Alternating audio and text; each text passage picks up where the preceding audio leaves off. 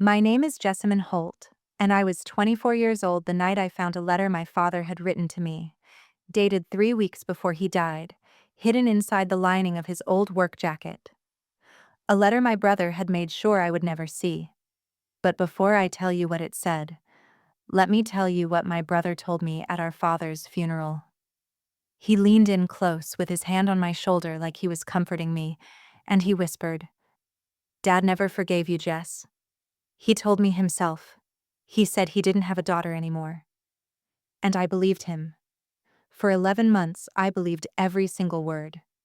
Before I go on, if this story hits you somewhere deep, take a second to like and subscribe. Drop your location and local time in the comments. I love knowing where you're all listening from. Now let me take you back. I was working as a junior archivist at a small regional museum in Greer, South Carolina. It wasn't glamorous.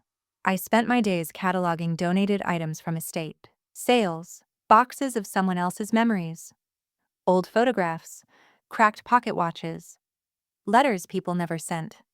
I didn't know it then, but my entire life was about to mirror the kind of story I handled every day at work. A truth buried inside something nobody thought to look in. I had one brother, Colton, 5 years older than me. Colton was the kind of person who always knew exactly what face to wear in every room. Charming at dinner, sympathetic at funerals, concerned in front of doctors. But underneath that, behind all those carefully practiced expressions, Colton had one skill that surpassed everything else. He knew how to control a story. And for most of my life, he controlled mine. Our father, Dale Holt, was a retired lineman for the electric company. 61 years old, bad knees, gentle hands. He was quiet. Not cold quiet. The kind of quiet that holds a lot of weight. He'd sit on the porch with his coffee in the morning, and sometimes I'd catch him just watching the road, like he was expecting someone. I always thought that was just how older men pass the time. I didn't understand until much later that he was waiting for me, and that Colton had told him I didn't want to come. This story isn't about a dramatic villain doing something evil in a single moment. It's about something worse. It's about small lies told over months and years, each one closing a door a little more, until one day you realize you're standing in a hallway with no way out, and you don't even remember how you got there. At the time everything broke apart, I had just been offered a full-time position at the museum. It was the first real thing I'd built for myself. I had my own apartment, small, above a flower shop on Trade Street. I had a routine. I had quiet. I thought I was building something. Then Colton called. March 9th, a Tuesday. I remember because I was labeling a box of hand-blown glass ornaments from the 1940s, and my hands were shaking before I even picked up the phone. Something about the way his name looked on my screen made my stomach drop. "Dad's in the hospital," he said. "It's serious." I asked what happened. I asked which hospital. I asked how long he'd been there. Colton paused. Then he said, "I don't think you should come, Jess." And that single sentence, that pause followed by that sentence, cracked open the next year of my life. Because I didn't fight it. I didn't demand to know why. I just sat there on the edge of my desk chair, holding a glass ornament from 1943, and I said, "Okay." I said okay because I had been trained to say, okay. Trained by years of being told I was too emotional, too sensitive, too much. Trained by a brother who had positioned himself as the translator between me and my father for as long as I could remember. I didn't go to the hospital that night, and 3 days later, my father died. Colton delivered the news in a voicemail, not a call. A voicemail, like a weather update. And when I showed up at the funeral, the only place I hadn't been told to stay away from, Colton stood beside the casket with his arm around our Aunt Della and whispered to me, calm and steady, "Dad died thinking you abandoned him, Jess. That's what you have to live with now. What I didn't know, what I wouldn't learn for almost a year, was that my father had written me a letter. A letter Colton found first. A letter that said everything I had spent my whole life needing to hear. And Colton hid it. He hid it inside the jacket because he thought no one would ever look there. He was almost right. Almost. To understand why I believed Colton so easily, why I sat in that museum workroom and just accepted being told not to visit my dying father, you have to understand what growing up in that house was like. We lived outside Greer, about 15 minutes from anything. The house sat back off a dirt road, white siding with green shutters, a porch that wrapped halfway around. It looked like the kind of place where happy families live in movies. And in some ways, we were happy. But happiness in our house always had a condition attached to it. And that condition was Colton. Colton was the firstborn, the son. He came out loud and confident and full of plans, and my parents, especially my mother Beverly, treated him like the sun the rest of us were supposed to orbit. He played baseball in high school. He got a scholarship to Clemson. Didn't finish, but nobody talked about that part. He came back home and started working with a roofing contractor, and somehow that became Colton's running his own business at every family gathering. I came 5 years later. Quiet, small. I liked reading. I liked sorting things into categories. I used to organize my mother's spice cabinet by color, then alphabetical, then by how often she used each one. I wasn't the kind of kid who filled a room. I was the kind of kid who noticed everything in it. My mother loved me. I believe that.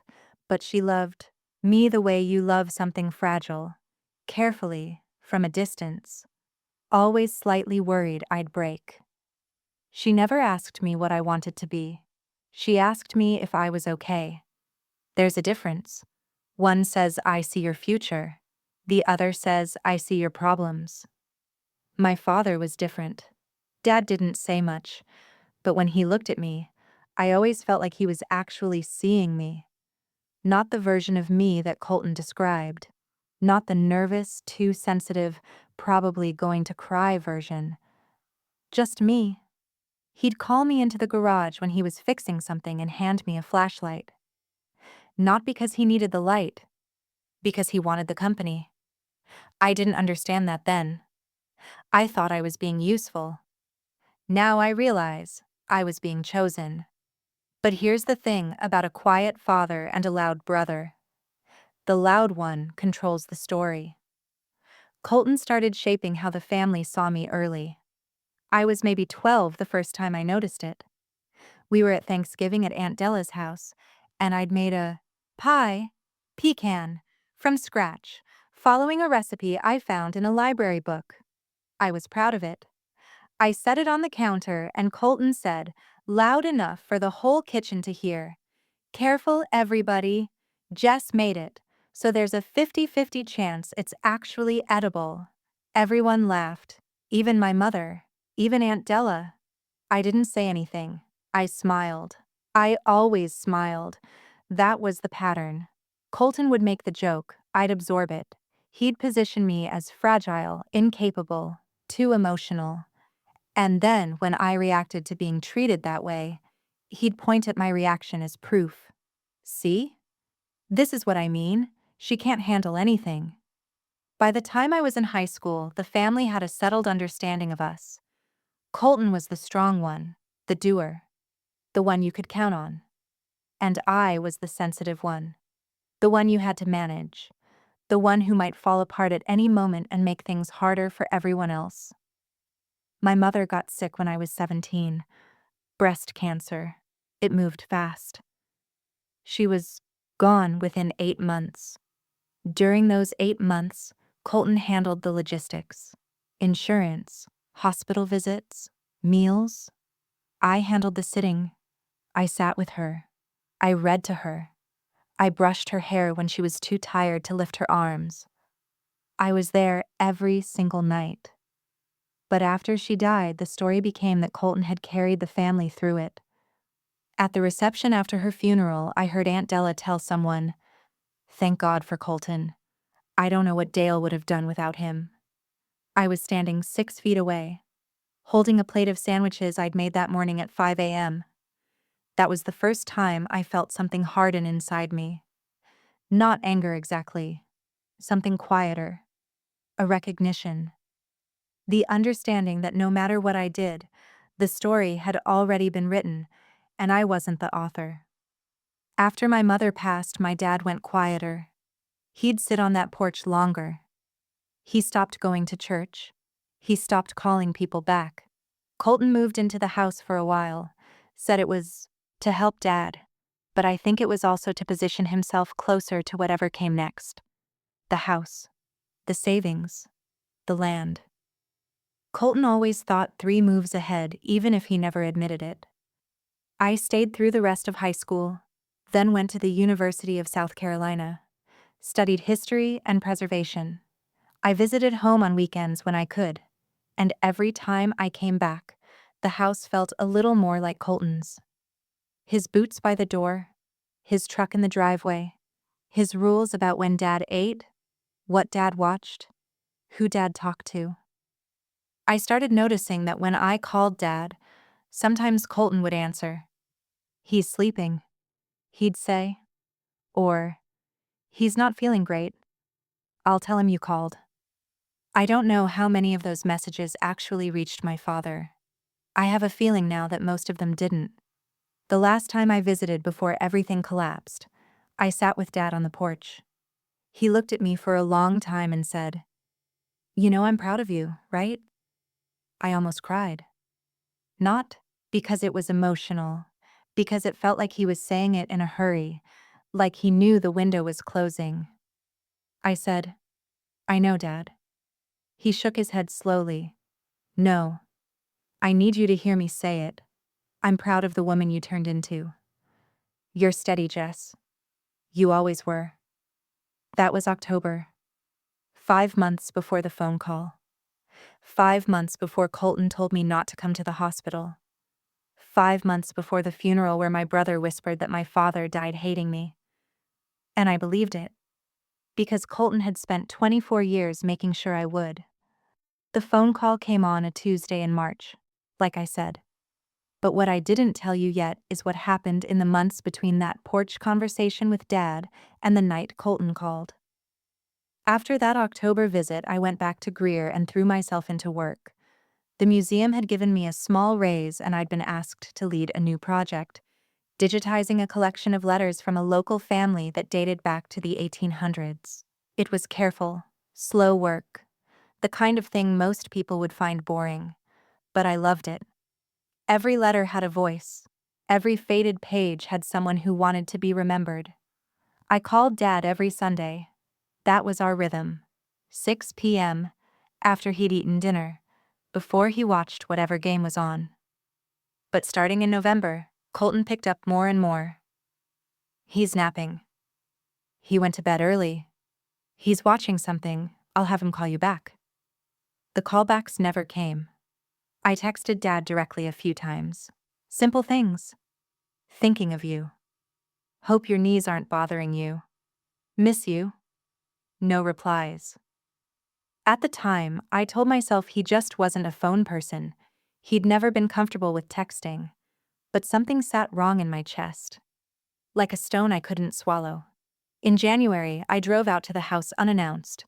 A Saturday morning. When I pulled up, Colton's truck was in the driveway and the front door was open. I walked in and found Dad sitting in his recliner, thinner than the last time I saw him. He looked up when I came in and his face, I'll never forget this. His face opened, like a crease being smoothed out. His eyes got soft and his mouth opened just a little, like he was surprised. "Jessamine," he said. Not Jess. My full name. He only used it when something mattered. Before I could sit down, Colton came out from the kitchen. He looked at me with that calm, measured face he always wore. Not angry, not surprised, just controlled. "You should have called first," he said. "I tried calling," I told him. "Nobody picks up." Dad's been having a rough stretch. Too many visitors stress him out. I looked at my father. He didn't say anything. He just looked at me, and then he looked down at his hands. That silence. That was Colton's doing. Somewhere along the way, he'd made my father feel like speaking up for me would cause trouble. I could see it in the way Dad folded into himself, like a man who'd stopped trusting his own house. I stayed for 2 hours. Colton hovered the entire time. Every time I asked Dad something directly, Colton redirected the conversation. He's been tired. The doctor said to keep things calm. We don't need to get into all that. I didn't push. I wish more than anything that I had, but I didn't. I told myself I was respecting boundaries. In reality, I was following a script Colton had written for me years ago. The one that said, "Don't make waves. You'll only make it worse." When I left that day, Dad held my hand at the door. He squeezed it twice. He used to do that when I was little. 2 squeezes meant "I love you," without having to say it out loud. I squeezed back, and I drove home thinking everything was going to be fine. Then March came. Colton's call. Dad's in the hospital. And then, "I don't think you should come." I asked why. He said Dad had been confused lately, that the doctors said too many people in the room could agitate him, that it was better if Colton managed things. "You can come when he's stable," he said. "I'll let you know." 3 days later, Dad was gone, and the voicemail came. "Hey, it's me. Dad passed this morning around 4 a.m. Funeral Saturday at Mabry's. Let me know if you need the address." That was it. 41 words to tell me my father was dead. I played it 4 times sitting on my bathroom floor. I played it until the words stopped meaning anything. Until Dad passed became just a sound. Just 2 syllables. No different from the hum of the refrigerator or the drip from the bathroom faucet I kept meaning to fix. I drove to the funeral in a black dress I bought at a thrift store the day before. I didn't have one. I hadn't planned for this. Who plans for their father to die on a Wednesday in March while they're sitting at a desk labeling glass ornaments from a dead woman's estate?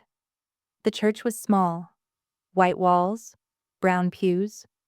Colton stood at the front next to Aunt Della, shaking hands, accepting hugs.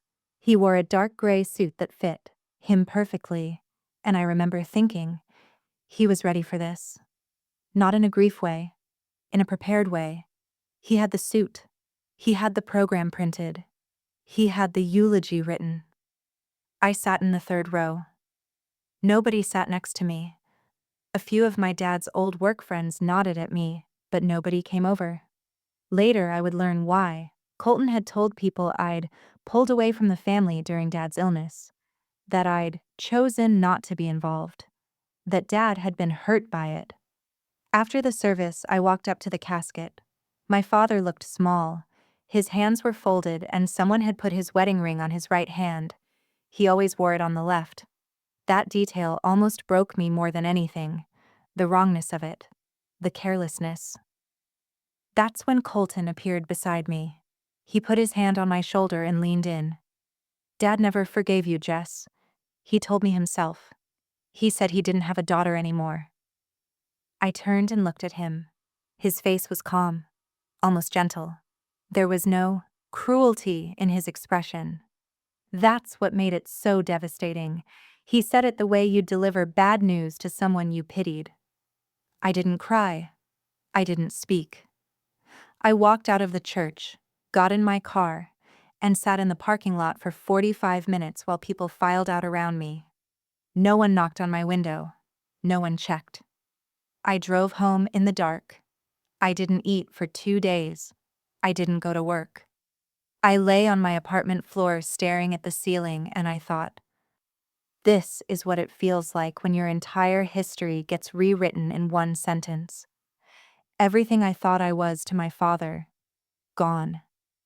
Every porch conversation, every flashlight handoff in the garage, every 2-squeeze goodbye, erased by 9 words from my brother's mouth. I believed him completely. Why wouldn't I? He'd been the one there at the end.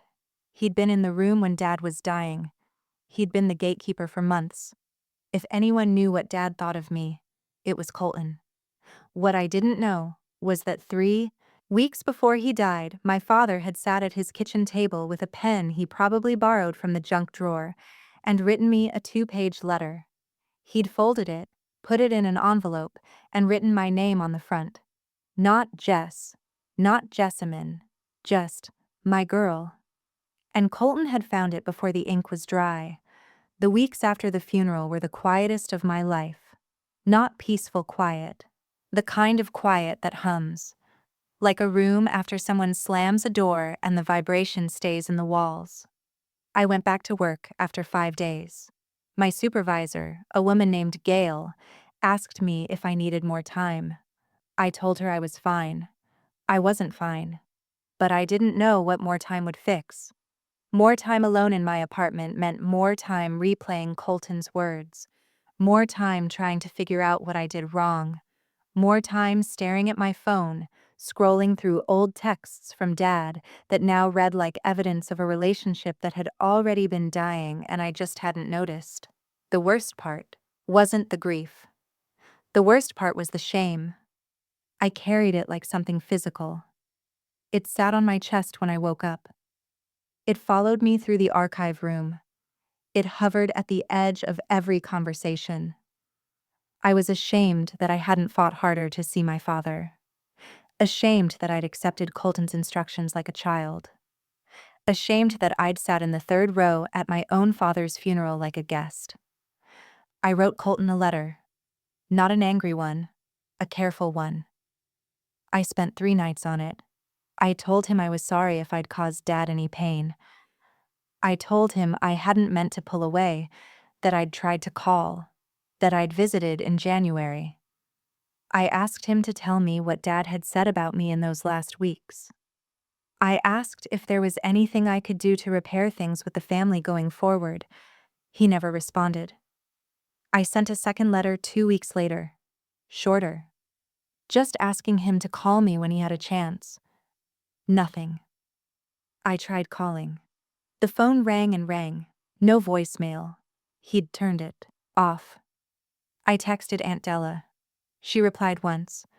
Honey, I think you need to give Colton some space. He's carrying a lot right now. That was it. One message. Then silence. I was being erased. Not loudly, not dramatically. Just slowly. The way a name fades on a headstone nobody visits. The family was closing around Colton's version of events, and I was on the outside. By May, I'd stopped reaching out. Not because I wanted to, because every attempt felt like pressing my hand against a door that had been locked from the other side. I started dreaming about the house, about the porch, about my father sitting in his recliner, looking up at me with that softened face. In the dreams, he'd open his mouth to say something, and then Colton would step in front of him. Every time, blocking the words. I lost weight. Not on purpose. I just forgot to eat. My apartment felt like a waiting room for something that wasn't coming. I stopped answering calls from friends I'd made at the university. I stopped going to the weekend farmers market I used to walk through every Saturday morning. I'd come home from work, lock the door, sit on the couch, and disappear into myself. If you've ever experienced something like this slow collapse where nobody hits you, nobody yells at you, but your whole identity gets disassembled one silence at a time, then you know that it doesn't feel like falling. It feels like standing still while the ground dissolves beneath you. One night in June, I was sitting on the floor of my apartment with a box of my dad's old things. After the funeral, Colton had left a single cardboard box on my doorstep. No note, with a few of Dad's belongings. A flannel shirt, a pocket knife, a copy of a fishing magazine from 2019. A ceramic mug I'd made him in 8th grade that said, "World's okayest dad," in uneven letters. He'd kept it. Even after everything Colton said, he'd kept that mug. I held it for a long time that night. I held it and I asked myself, something I'd been avoiding for weeks. What if Colton was wrong? Not lying. just wrong. What if Dad had said something in confusion, in pain, in medication fog, and Colton had taken it and shaped it into a weapon? But I didn't trust the thought. I pushed it down. I told myself I was doing what I always did, trying to rewrite reality to make myself feel better. Being too sensitive, seeing what I wanted to see instead of what was really there. That was Colton's voice in my head. I know that now. But at the time, it was mine. July came. I was behind on rent. My work performance had slipped enough that Gail pulled me into her office and closed the door. She didn't scold me. She sat across from me and said, "Jessamine, what's happening?" And I told her. Not all of it, but enough. I told her about my dad, about the funeral, about Colton, about feeling like I'd been cut out of my own family and I didn't understand why. Gail listened without interrupting. When I was done, she didn't give me advice. She said, "You're not broken. You're just buried under someone else's story. And the only person who can dig you out is you." It wasn't a dramatic turning point. There was no music swelling in the background. But something about the way she said it, plain, direct, no pity, made me sit up a little straighter. That weekend, I did something small. I went back to the farmer's market. I bought a jar of honey and a loaf of sourdough bread. I stood in the morning sun and I let myself be seen by strangers who didn't know my name, didn't know my brother, didn't know my shame. It was the first time in months I felt like a person instead of a mistake. On the walk home, I passed a bookshop with a handwritten sign in the window. It said, "What's lost isn't always gone. Sometimes it's just misplaced." It was advertising a mystery novel, but it stopped me cold. I stood there on the sidewalk, holding my bread and honey, and I thought about that box Colton had left on my porch, the flannel shirt, the pocket knife, the mug. And I realized he hadn't given me everything. He'd given me scraps. Just enough to look generous, not enough to matter. I didn't know yet what was missing. I didn't know about the letter. But for the first time since the funeral, I had a feeling, small, stubborn, sitting low in my gut, that Colton hadn't given me the whole truth. And that maybe the whole truth was still out there, waiting inside something I hadn't thought to look in. August changed things. Not all at once, not in a straight line, but the direction shifted, and once it did, I didn't look back. Gail offered me a new project at the museum, leading the restoration and cataloging of a private collection donated by an elderly woman named Harriet Voss. Mrs. Voss had passed away in June, and her family had donated 3 decades worth of personal papers, photographs, and artifacts to the museum.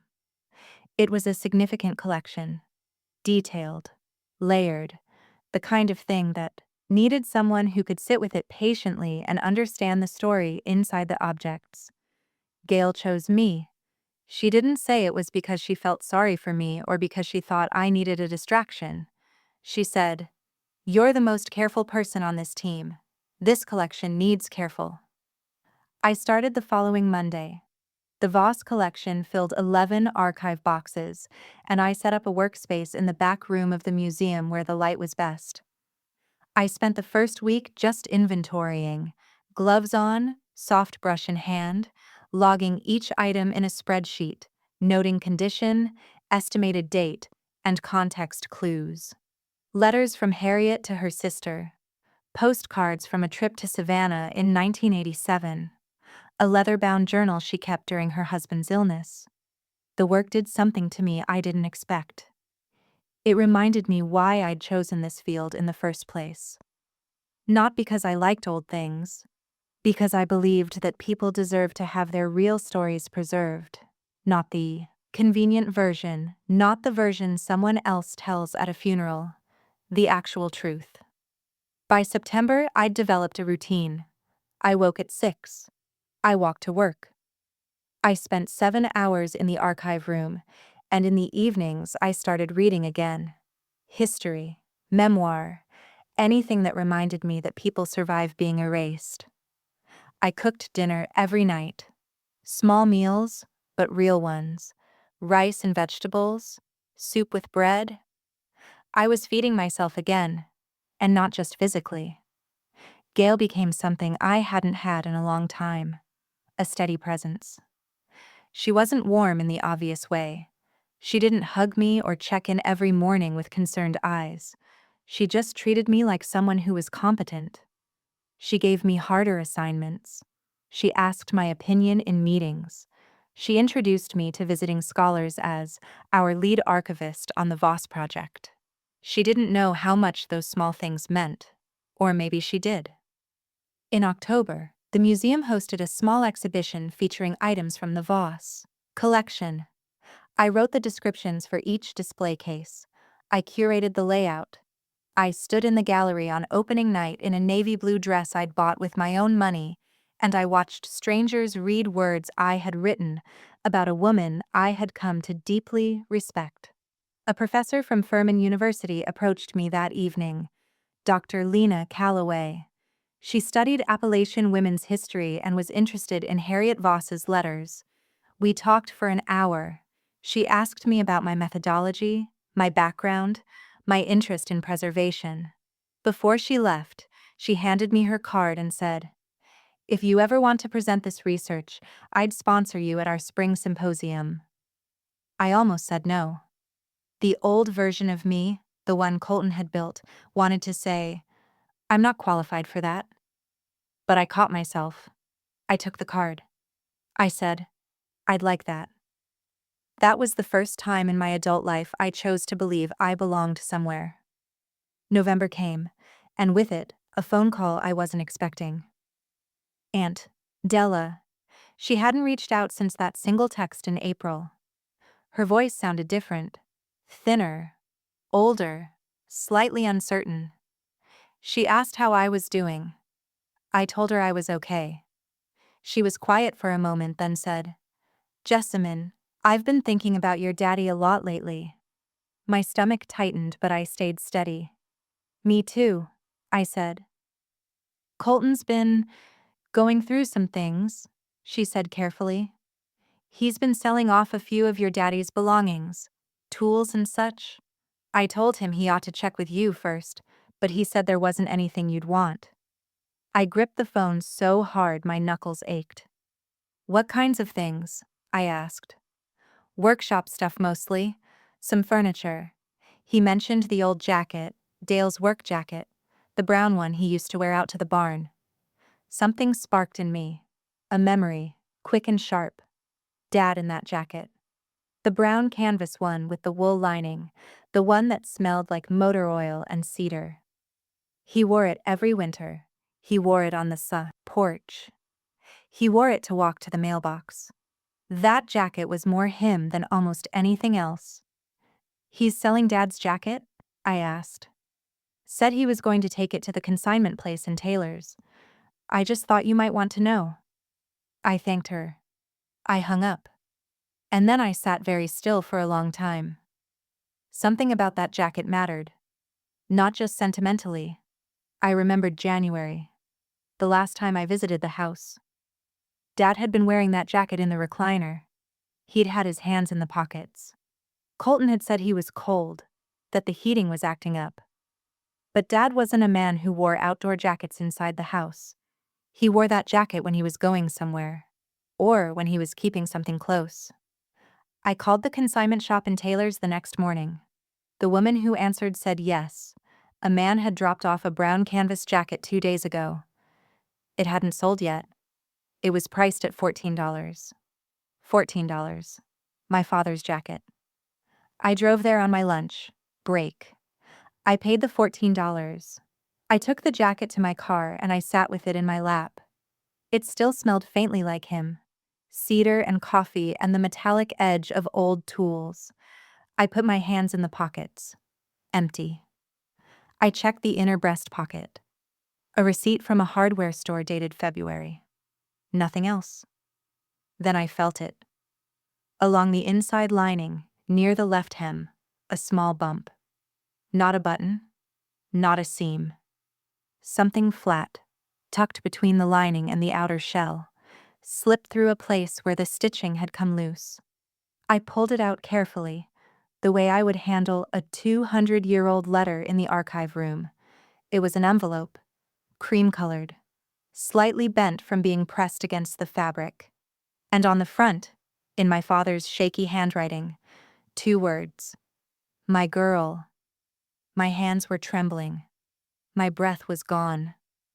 I opened the envelope right there in the parking lot of a consignment shop off Wade Hampton Boulevard, with the engine ticking and the sun coming through the windshield, and I read the first line. Jessamine, if you're reading this, then I ran out of time to say it to your face. I couldn't read the rest. Not yet. Not sitting in a parking lot with mascara running down my face and my chest caving in. I folded the letter, put it back in the envelope, and pressed it against my heart. And I knew. Before I read another word, I knew. Everything Colton had told me was a lie. I didn't read the full letter until that evening. I needed to be somewhere safe, somewhere still. I went home, locked my door, sat on the floor with my back against the bed, and unfolded the pages under the yellow light of my bedside lamp. My father's handwriting had always been rough, thick letters, uneven spacing, the hand of a man who spent 40 years gripping utility tools, not pens. But he'd taken his time with this. The letters were deliberate, slow. Some words were pressed so deep into the paper I could feel them from the back. The letter was 2 pages, front and back. And it started with this. Jessamine, if you're reading this, then I ran out of time to say it to your face. I've been trying to call you. Colton says you don't want to talk. I don't believe him, but I'm too tired to fight about it anymore. I had to stop after that line. I had to press the heels of my hands against my eyes and breathe, because in that one sentence, everything I had believed for the past 11 months collapsed. My father hadn't shut me out. He had been trying to reach me, and Colton had told him, just like he'd told me, that the other one didn't want to talk. He'd played both sides. He'd stood between us and whispered lies in both directions until we each believed the other had walked away. I kept reading. Dad wrote about the porch, about the Sunday phone calls he missed and how Colton always had an excuse for why I hadn't called, about the January visit. He said seeing me walk through that door was the best he'd felt in months. He said, Colton told him afterward that I'd only come because Aunt Della had pressured me, that I hadn't really wanted to be there. He wrote about my mother, about how after she died he felt like half of his language disappeared. He said the only person who reminded him of her was me. You have her patience, he wrote. You have her way of sitting with hard things instead of running from them. He wrote about the museum. He said Colton had told him I'd quit my job, that I was struggling, that I didn't want to be contacted. He said he'd asked Colton to drive him to Greer so he could see me, and Colton kept saying next week, until the weeks ran out. The last paragraph broke me open in a way I didn't know I could still be broken. I don't know if you'll ever find this. I'm putting it somewhere Colton won't look. But if you do, I need you to know. I never stopped being proud of you. I never stopped loving you. And I never said, you weren't my daughter. That's not a thing I would ever say. Not in this life. Not in any life. You are my girl, Jessamine. You always were. I sat on that floor for 2 hours.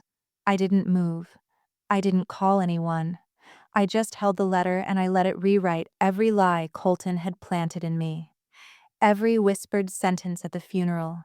Every unreturned call. Every redirected visit. Every slow, careful cut he'd made to separate me from my father. I felt them all being undone, one by one, like stitches pulled from a wound that never should have been sewn shut. The next morning, I called Aunt Della. I didn't explain everything on the phone. I just said, I found something of Dad's. I need to see you. Can I come this weekend? She said yes. That Saturday, I drove to her house in Traveler's Rest. She opened the door looking older than I remembered. Smaller. She led me to her kitchen table and set out coffee in mismatched mugs. I placed the letter on the table between us. She read it slowly. Twice. When she looked up, her eyes were wet, and her hands were flat on the table like she needed to hold on to something solid. "Colton told me you stopped calling," she said quietly. "I called every Sunday," I said. "He stopped letting Dad answer." She closed her eyes. A long breath. "I should have checked. I should have come to see you myself." I didn't tell her it was okay, because it wasn't. But I didn't blame her either. Colton had managed everyone. He'd managed the information.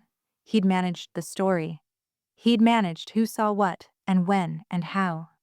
Della was just another person standing in the version of reality Colton had built, trusting what she'd been told because it came from someone she thought she could trust. What I didn't know was that Colton would find out I'd been to see Della. And he wouldn't wait long to respond. The following Tuesday, I was at the museum. It was late afternoon, and the archive room had that dusty golden light it always got around 4 o'clock. I was indexing a series of Harriet Voss's personal photographs when the front desk volunteer came to the back and said, "There's a man here asking for you." I walked out, and there was Colton, standing in the lobby of the museum with his arms crossed, wearing a fleece pullover and boots like he'd just come from a job site. He looked calm. He always looked calm. "We need to talk," he said. "About what?" "About whatever you said to Della that's got her calling me every other hour asking questions." I didn't raise my voice. I didn't want a scene. The museum had visitors, a family with 2 kids looking at the Voss exhibit in the next room. I gestured toward the side hallway near the emergency exit, away from everyone. We stood facing each other under a fluorescent light that buzzed faintly overhead. "I found Dad's letter," I said. The shift in his face was small but unmistakable. A flicker behind the eyes. Not guilt, not fear. Calculation. He was recalculating. "What letter?" he said. "The one he wrote to me, the one you hid in his jacket." "I don't know what you're talking about." "It was in the lining, Colton. In the jacket you tried to sell for $14. He stared at me. Then he shook his head slowly, the way he always did when he wanted to make me feel irrational. "Jess." Dad was confused at the end. He was on medication. "Whatever he wrote, you can't take that as some kind of..." "He wrote that he tried to call me. That you told him I didn't want to talk." "That's not..." "He wrote that he asked you to drive him to see me. That you kept saying next week." Colton's jaw tightened. The calm mask slipped. Just for a second. Underneath it was something cold and cornered. "You don't know what it was like being there every day," he said. "You don't know what I dealt with. You got to disappear into your little museum and sort your little boxes while I was handling everything." "You told me not to come," I said. "You told me Dad didn't want me there." "He was dying, Jess. I made a judgment call." "You made a choice. You chose to cut me out. And then you told me at his funeral that he never forgave me." The hallway was silent. The fluorescent light buzzed. Somewhere in the next room, a child laughed at something in the exhibit. Colton looked at me, and for the first time in my life, I saw him without the mask. Not the charming brother, not the responsible son. Just a man standing in a hallway who had been caught, and who didn't have a story ready. "You should be careful with this," he said quietly. "You start telling people things, it's going to get messy." I didn't blink. "It's already messy, Colton. You made it messy the day you hid that letter." He turned and walked out of the museum without another word. The door closed softly behind him. No slam, no dramatic exit. Just a quiet retreat from a man who had always controlled the story, and just realized he couldn't anymore. I stood in that hallway for a long time after he left. My hands were shaking, but my voice had been steady. My chest was tight, but my spine was straight. Tell me, what would you have done? After Colton left the museum that day, I didn't chase him. I didn't call him that night. I didn't send a letter or a text or a voicemail begging him to explain. For the first time in my life, I wasn't the one reaching across the gap trying to hold the family together. I let the silence sit. And inside that silence, I started building my case. Not for a courtroom, but for the truth. The first thing I did was make a copy of Dad's letter. I drove to the public library on the way home from work and used the scanner near the reference desk. I scanned both pages, front and back, and saved them to a USB drive. Then, I put the original letter back in the envelope, sealed it inside a plastic archival sleeve I'd taken from the museum supply room, and locked it in the small fireproof box I kept under my bed. The archivist in me knew. You protect the original. Always. The second thing I did was sit down at my kitchen table that night with a notebook and write down everything I could remember. Every phone call Colton answered on Dad's behalf. Every visit where he hovered and redirected. Every excuse. Every time I was told Dad was sleeping or too tired or didn't want company, I wrote dates where I could remember them. I wrote what was said and who said it. I wasn't building a weapon. I was reconstructing a timeline. The real one, underneath the story Colton had told everyone. That Friday, I went back to Aunt Della's house. I brought the notebook. I brought a printed copy of the letter. And I brought something else, Dad's phone records. I'd called the phone company earlier that week. Dad's account was still active. Colton hadn't canceled it yet, probably because it was bundled with the house internet. The customer service representative let me request a printout of incoming and outgoing calls for the last 6 months of Dad's life, since I was listed as an authorized contact on the account. Something Dad had set up years ago and Colton apparently never knew about.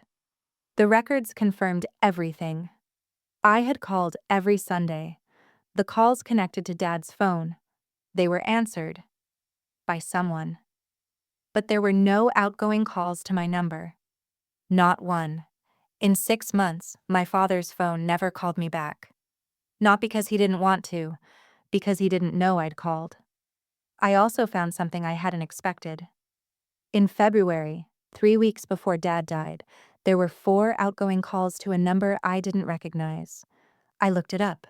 It was a local attorney's office, Morrison and Finch, on Main Street in Greer. Dad had called a lawyer 4 times in 1 week. I showed all of this to Aunt Della at her kitchen table. She sat with the phone records spread out in front of her reading glasses on, her coffee going cold. She didn't say much while she looked through it. She just traced the lines with her finger, matching my call log to the answered calls, seeing the pattern, the way I had. When she finished, she took off her glasses and set them on the table. "What do you want to do?" she asked. "I want to talk to the attorney Dad called," I said. "And I want to know what Colton did with Dad's will." That Monday, I called Morrison and Finch. The receptionist transferred me to a man named Glenn Finch. I explained who I was. He was quiet for a moment, then said, "Miss Holt, I was wondering when you'd call." He told me that my father had contacted him in February about updating his will. Dad wanted to ensure that the house and the land, roughly 12 acres off the dirt road, would be split equally between Colton and me. He said Dad had been worried that Colton was planning to claim everything. Dad had also asked about setting up a small trust, nothing large, just his savings and a life insurance payout, with me as the sole beneficiary. Glenn said they'd had 2 phone consultations and Dad was scheduled to come in to sign the updated documents on March 10th. He never made it. He was admitted to the hospital on March 8th. He died on the 12th. The unsigned will still existed in Glenn's files. It wasn't legally binding, but it showed intent. Clear, documented intent. My father wanted me to have half of everything, and he wanted to protect my share from Colton. I asked Glenn what happened to the original will, the one that was in effect when Dad died. He said he didn't draft it, but that in the absence of an updated version, the estate would follow whatever prior document existed, or, if there was none, state intestacy laws would apply. I made one more call that week. To the Greenville County Probate Court. I asked about the estate of Dale Robert Holt. The clerk told me that a petition for probate had been filed in April by Colton, listing himself as the sole heir. No mention of me, no mention of a second child. The filing stated that the decedent had one surviving family member. Colton hadn't just hidden a letter. He'd tried to erase me from our father's estate entirely. I sat in my car outside the courthouse for 20 minutes. I wasn't angry the way you'd expect. I wasn't shaking or crying or calling anyone in a fury. I was still. Completely still. Because the full picture had finally come together, and it was worse than I'd imagined, but it was also clear. For the first time in a year, everything was clear. That evening, Aunt Della called me. Her voice was tight. She said Colton had come to her house that afternoon. He'd been agitated. He told her I was stirring things up and trying to contest the estate out of greed. He said I'd always been jealous of his relationship with Dad. He said I was using the grief to manipulate people. Della listened to him, and then she told him she'd seen the letter. She said Colton went quiet. Not the confident quiet he usually wore. A different kind. The kind of quiet that comes when the walls start closing in and there's no door left to walk through. He left without finishing his coffee, Della said. First time I've ever seen that boy run out of words. I thanked her. I told her I wasn't doing this for money or revenge. I told her I was doing it because Dad tried to reach me before he died, and someone stopped him. And that someone doesn't get to also decide how the story ends. Della said, "Your daddy would be proud of you right now, Jessamine. I mean that with my whole heart." I set down the phone. I looked at the fireproof box under my bed. I thought about the letter inside it, written by a man with shaking hands and fading time, who loved me enough to hide the truth in a jacket because he knew his son couldn't be trusted with it. And I thought, he didn't just write me a letter. He gave me the map. He showed me where to dig. Now it was my turn to finish what he started. Type karma in the comments if you believe the truth always finds its way out. Because in this story, it did. It just took 11 months and a $14 jacket. I hired an attorney the following week, a woman named Sandra Prewitt, recommended by Glenn Finch. She worked out of a small office in downtown Greenville. No flashy signage, no leather chairs, just a woman with reading glasses and 30 years of estate law behind her. I liked her immediately. She didn't perform sympathy. She just listened, reviewed the documents, and said, "You have a case, a strong one." Sandra filed a formal objection to Colton's probate petition within 10 days. The filing included the phone records showing my weekly calls, the attorney's notes from Glenn Finch documenting Dad's intent to update the will, a copy of the letter, and an affidavit from Aunt Della confirming that Colton had told the family I had voluntarily distanced myself from Dad. A claim now contradicted by every piece of evidence we had. Colton was served at the house, our father's house, the house he'd already started treating like his own. I wasn't there for that moment, Sandra told me later that the process server said Colton read the first page, folded it, and closed the door without a word. No shouting, no threats, just a closed door. That was very Colton. Always controlled, always managing the surface. But the surface was cracking. Within 2 weeks, Colton retained his own attorney. The first thing his lawyer did was request a mediation session. Sandra told me that was a sign. If Colton thought he could win outright, he wouldn't be asking to negotiate. He was trying to settle quietly before any of this became part of the public record. The mediation was held in late January, almost a full year after Dad's death. It took place in a conference room at a neutral office in Greenville. Long table, gray carpet, a window overlooking the parking lot. Sandra sat to my left. Colton sat across from me with his attorney, a man in a navy suit who kept adjusting his watch. Colton wore a button-down shirt, no tie. His face was calm, but his hands were flat on the table, pressing down slightly, like he was keeping himself from floating away. We didn't speak to each other directly. That's how mediation works. Everything goes through the attorneys and the mediator, a retired judge named Barrow who had a slow voice and kind eyes. But I felt Colton looking at me. Not with anger. With something closer to disbelief. Like he couldn't quite reconcile the woman sitting across from him with the little sister he'd been managing for 24 years. Sandra presented the evidence methodically. The phone records. The letter. Glenn Finch's notes. The probate filing that listed Colton as the sole heir, omitting me entirely. She didn't raise her voice. She didn't dramatize. She laid each document on the table like I would lay an artifact in a display case, carefully, with context, letting the object speak for itself. Colton's attorney tried to reframe things.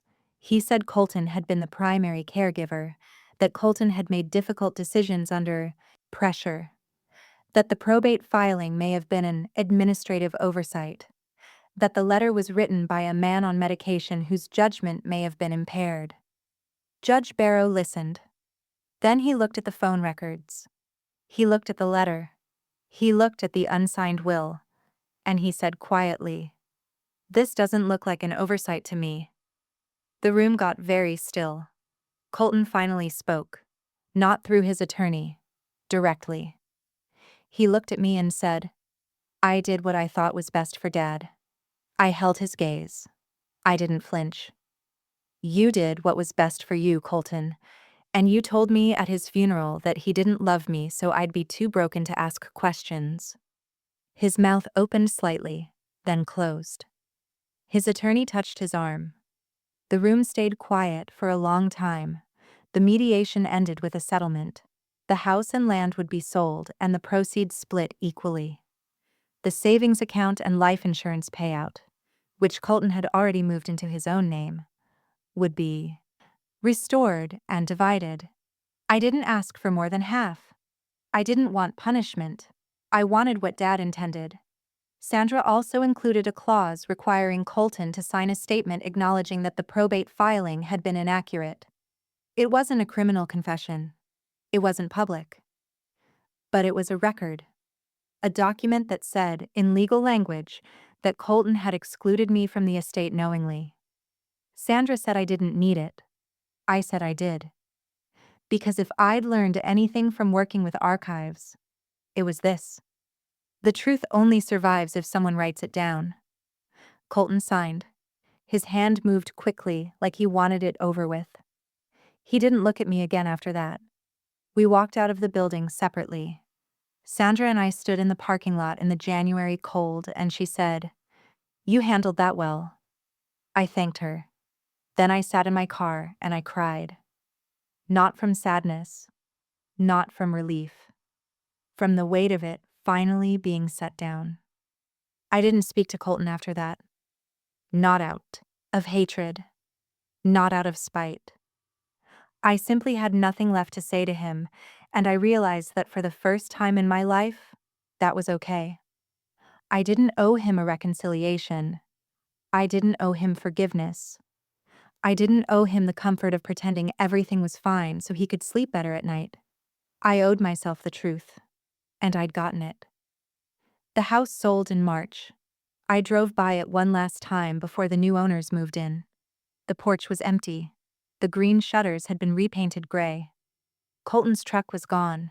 The dirt road looked the same, but the house didn't feel like home anymore. It felt like a place where something had happened. Something important. And now it was done.